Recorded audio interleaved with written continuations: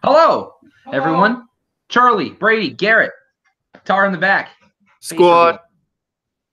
Face reveal. Hello, everyone. We're hanging out. Some VE Squadcast for the week. This is episode. I don't know whatever it is. Tar's just going to be endless entertainment in the back. And then the cat sniffing his shoes in the corner. So it's a good day. Hey, don't be doing that. Oh no. But hello, everyone. Happy holidays to everyone. I got new cups, Garrett. When you turn 26, Garrett, you get real excited about a set of dishes and cups. I get excited about random crap like that now. I have a pretty close life though. Charlie got me some sweet cards for my birthday. Some good stuff. Oh, sweet, bro. Anyway, so this week was very, very interesting as far as WWE programming. We had this. Whoa! Oh, Charlie had the laser pointer. I was like, "Whoa, what's the cat freaking out about, bro?" But basically, the McMahon family returned to television. Cat, go away! Jesus Christ, this thing is terrible. This is not a good show. This is not a good opening. This is great. So anyway, the McMahon family basically came out this week on Raw and said, "Hey, our show sucks. We're gonna try to make it better." And in kayfabe, they went through and said, it's all Corbin's fault that Raw's been terrible. That what really needs to happen is that the McMahons need to actually be in power. So Mr. McMahon was the first person to come out on Raw.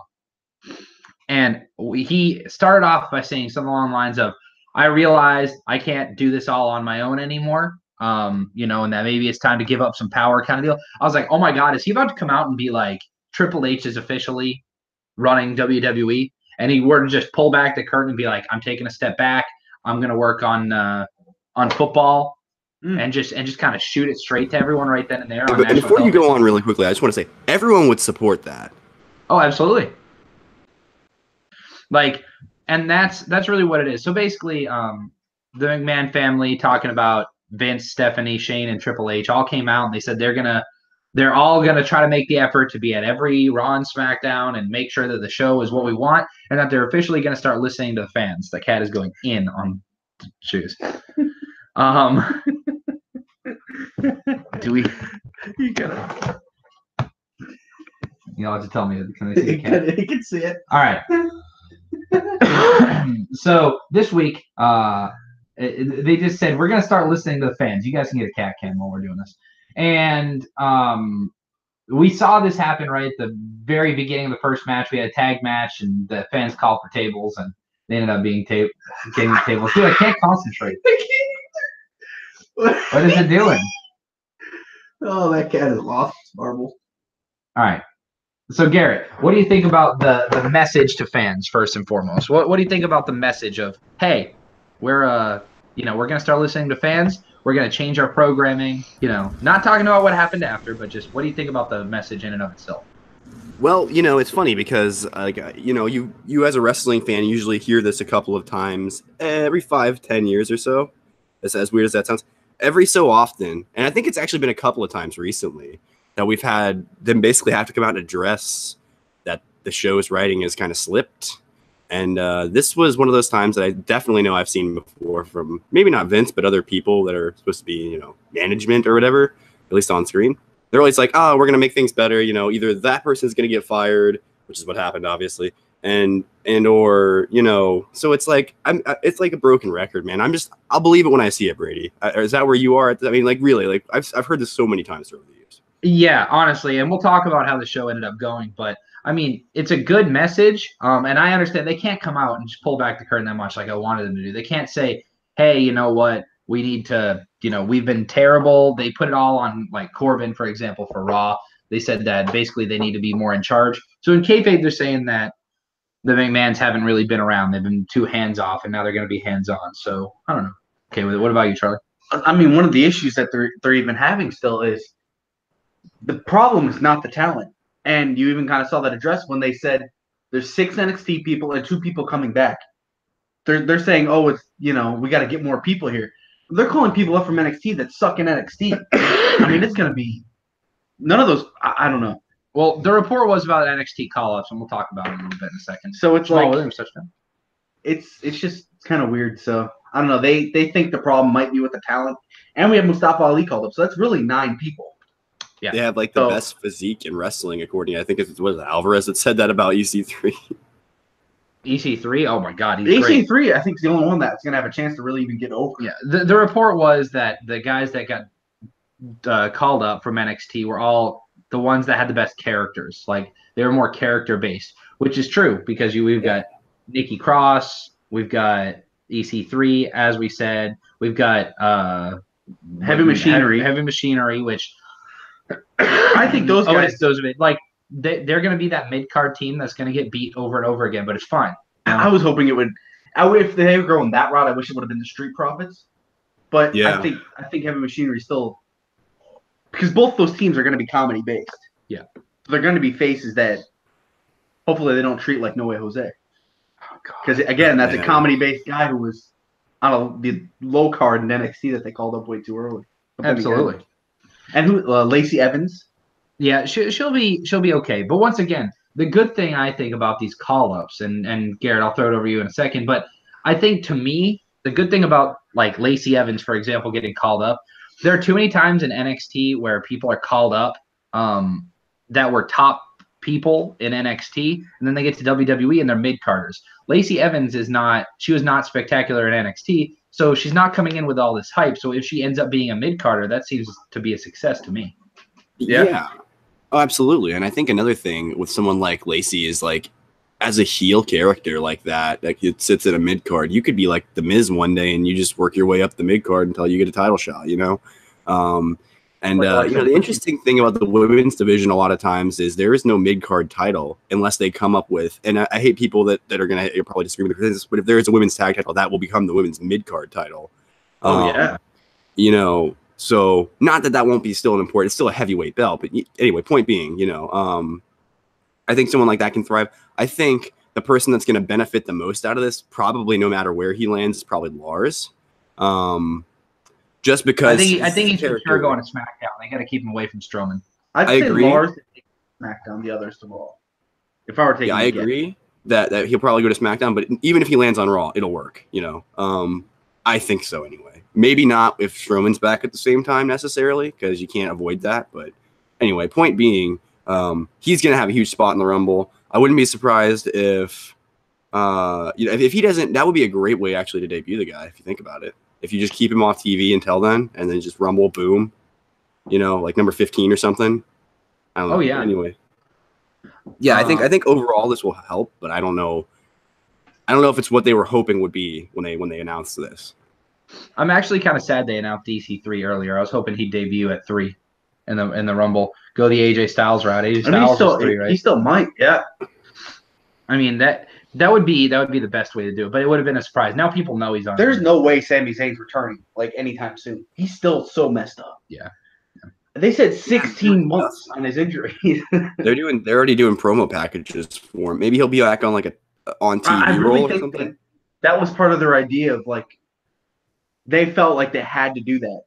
Yeah. Because I don't know. I don't think we see either of them at least until the Rumble. Maybe, and that's like what we're saying. Kevin Owens, maybe. Yeah, that's a big maybe. Yeah. Anyway, let's talk about some stuff that we liked and didn't like this year. Let's start with our first class segments. Charlie, what'd you like this week? The main event of SmackDown. If that didn't give you any hope, I don't know what can, because it was AJ Styles and Mustafa Ali against Daniel Bryan and Omos, who are 4 guys that theoretically, 2 guys right now that can main event WrestleMania, and 2 guys that could in the future, given how they get built up because of how great they are in the ring. So, and Mustafa Ali got the pin clean. Hopefully, there's no heat backstage. His second week, there haven't been. Taylor Heineke's trash. There hasn't been. Oh my God, and he hurt himself. There hasn't been any talk of any repercussions. But Mustafa Ali doing that inverted. What the hell is she doing, dude? Doing the inverted 450, or they have a new name for it, right? The 054. The 054, yeah. Obviously inverted 450. So the 054. Hopefully they don't take it away because it is the most exciting finisher. I mean, it's just like the red arrow from Neville, how it was. I don't think you can take that finisher away. But Mustafa Ali got a knee right into the throat of Daniel Bryan. Didn't that's the first time I've ever seen him not hit that move beautifully. I'm hoping that there's no repercussions there. Yeah, I don't think there will be. He has such a good moveset that I feel like it's really good. I think he'll have a good chance to get over just in ring, and then people will get behind the character when they start doing those promos that he did on 205. Yeah, I mean, he's got a great background. He was talking about how he. And we'll get into that later. Yeah. Garrett, what'd you like this week? Well, so I had to scroll back really quickly, so I'm scrolling up really quickly. So there was one of the best, I think.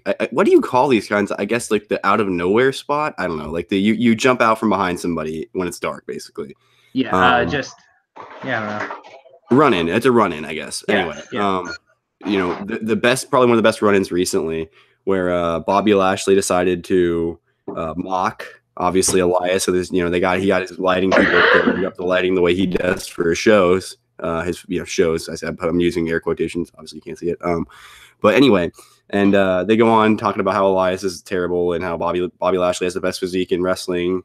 For now, EC3. Anyway, and physique match. The winner has to get rid of their abs. No. But anyway, Winner has to eat a carb. Can you imagine the vignettes? Bobby Lashley sitting there he's in France pounding down some scones, trying to get rid of the gut. And trying to get a gut.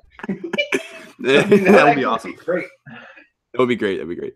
Anyway, and then so they go on, and then at one point, it's still JoJo that does the announcing for Raw, right? I believe so. Yeah. Anyway, it's the female announcer for Raw. Anyway. Oh yeah, with the ladies and gentlemen Elias. Yeah. JoJo. And it was ladies and gentlemen Elias, and all of a sudden the camera cuts. Elias is behind, smashes the guitar over Bobby Lashley's head. Leo Rush is just like, "What the heck just happened?" That Leo Rush has great facial reactions. That is such a good team, man. Oh, it's so good. I love the fact that Bobby Lashley became a heel by showing people his ass is great. Yeah. His favorite one of all, and then Renee Young's like, all right, this is just getting weird now.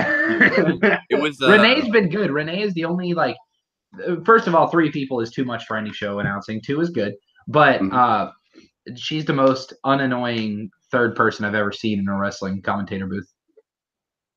You can tell she's getting tips from somebody, whether it's like Michael Cole or Graves or somebody. Oh, I love it. Oh my gosh! Really quickly, on another note, Corey Graves got caught doing the same joke twice a week or 2 ago on Raw, and it was the most hilarious thing I think I've ever seen. Michael Cole was like, "You need some new material, buddy," and he was like, "I don't know what to say." He's like, "Oh crap!" Usually, I'm the one dishing it. Anyway, but yeah, it was just a quick nice little thing, And honestly, my best is something we already touched on. I just like the idea of Raw opening up a little bit. And I mean, just WWE in general, and saying, hey, we need to listen to fans more. And even if they did a terrible job of listening to fans, honestly, I don't like the idea of that the talent was the problem. I don't think they actually believe that. I think that they know this is the most stacked talent roster WWE's ever had, any wrestling promotion has ever had. In terms of in-ring, especially. Yep. So I think just them opening up and acknowledging that they were at fault ever is a good start. So let's talk about some stuff that we, maybe didn't like as much. I'll start. This is something that all 3 of us, we were talking before we went live, something that none of us really liked, which was the decision to let Natty win the gauntlet match. So Natalya won the gauntlet match, pretty much all of the non-Ronda Rousey women on Raw, and the last hour of the show on Raw this week was a gauntlet match, and like I said, Natty won, which the winner got a title shot against Rousey for next week. But the issue is that next week's episodes are all spoiled. You can go look up the results right now if you want. We're going to talk about one of them in a second. But so it was a number 1 contender match for a match where we know that Rousey's not going to drop the title, So I don't know. For me, I just think it's not. I just think it's not that great. And having Natty win, I understand they're trying to push this whole Natty and Ronda Rousey are good friends and training partners. They've been trying to since Rousey came to WWE. But for me, it's just, I don't know. It's not working for me. Is it working for you, Charlie? Negative, Chief. I feel like Ronda hasn't wrestled a real wrestler, and I mean, look who they keep putting her against. Nia Jax. She carried Nia Jax on the pay-per-view, by the way. She's faced Nia Jax twice now. Ronda is amazing. And they put her against, I mean, Alexa, I think Alexa's good, but they put her against her before she was like in the process of getting hurt or whatever. So she needed a break. I don't even know. I feel like they're avoiding putting her against Bayley or Sasha or even Ember, the 3 real wrestlers on that brand. And this, you know what's really weird? I don't know. I was just thinking of this. We were talking about Lacey Evans, right, Garrett? Just talking about the women's division as a whole. I think it's weird that the women that were supposed to be, they were a big deal in NXT. Who are the ones that were a big deal in NXT? Bayley, Sasha, Charlotte, right? Yeah. Those are kind of the big 3. And who are the biggest women right now? Rousey, who just started wrestling.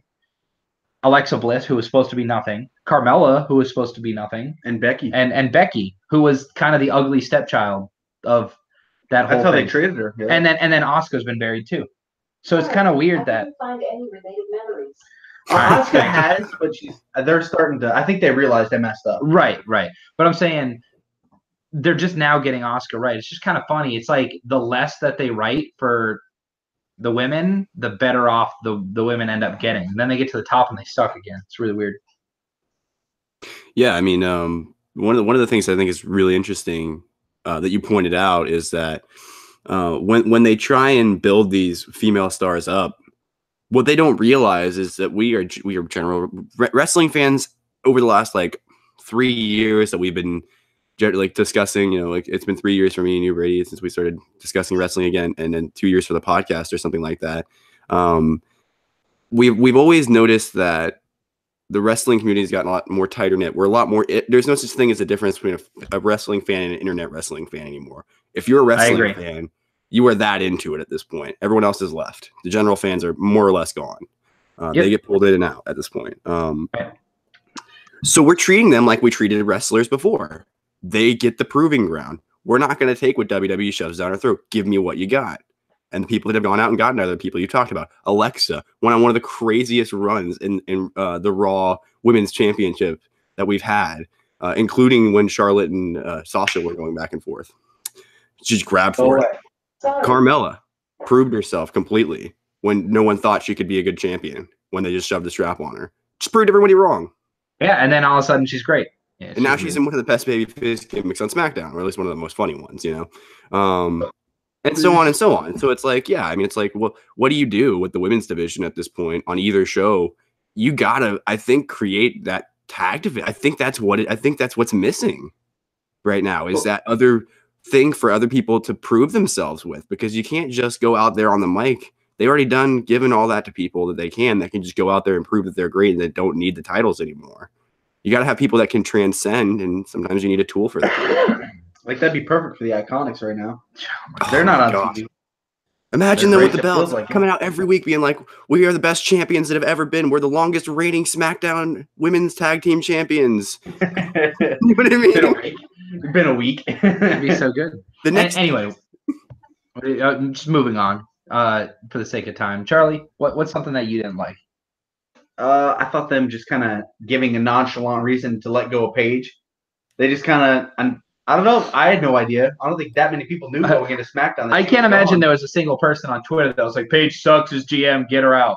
Yeah, so they're just completely done with her. So now we got power hungry Shane. So I don't know. I guess they're dropping that role though for Shane. They're probably gonna let that thing die. I guess it works out if we're gonna see Mr. McMahon on TV because he showed up unannounced on SmackDown, which is pretty cool. And they had a segment with him with the women. So, Garrett, what do you think about like all these McMahon family members now are they all going to be faces? Is it going to be a little weird? Like Shane's always been kind of a face, but is it going to be weird if like Raw and SmackDown are both like, we listen to the fans and they're basically having the same show? Isn't it good still to have like a heel authority figure?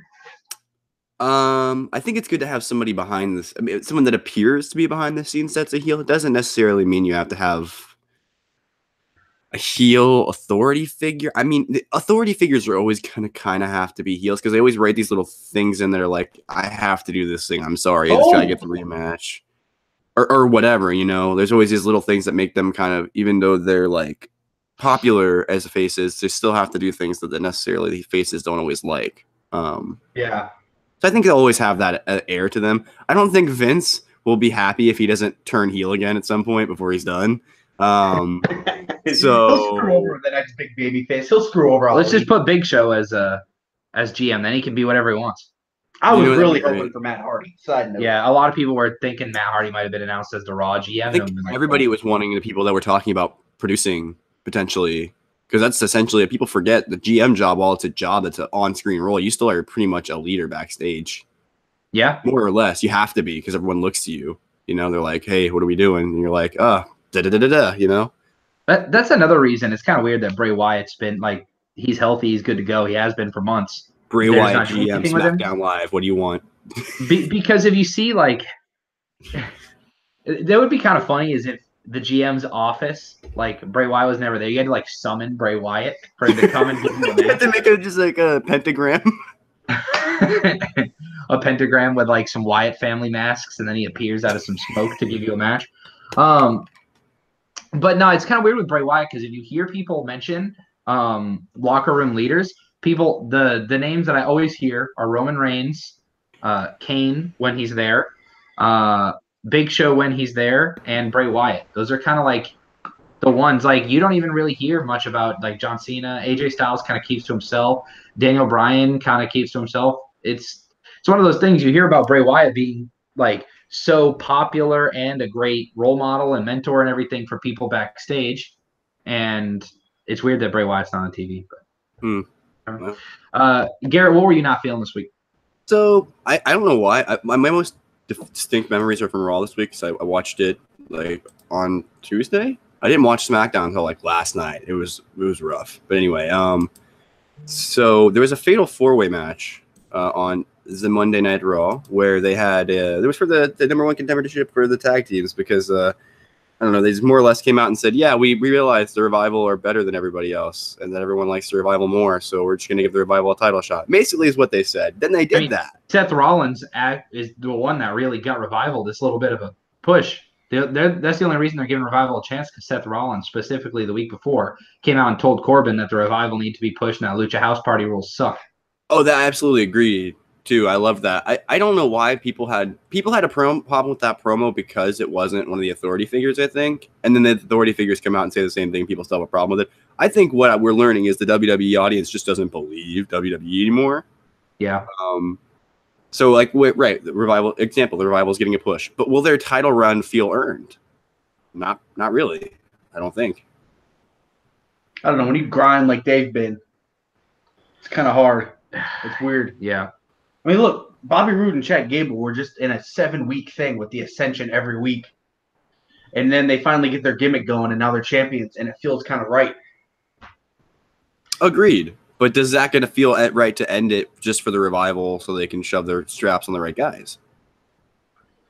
I mean, hopefully they get it. I don't know, man. I don't even think they're going to get it. To be honest, I really don't see the Revival getting the title anytime soon. Hopefully maybe it'd be like a Mania thing. But I don't know. They've been hot-shotting that belt on Raw. Like, if you look the last 4 changes. I mean, Raw tag team division is just terrible. They need to move the Usos or New Day, because that's stale as all hell, and having either of them on Raw would be huge. If they made like a trade, it'd kind of feel wrong for SmackDown. But if they like traded the Usos for, say, the B team, just kind of that's true. Actually, I feel like SmackDown got the shit end of the deal. Yeah, I was about to say, Raw so much. No matter who they pick off Raw, they have all the really solid tag teams right now. Because remember, the only tag team I believe that moved was the Bar, right?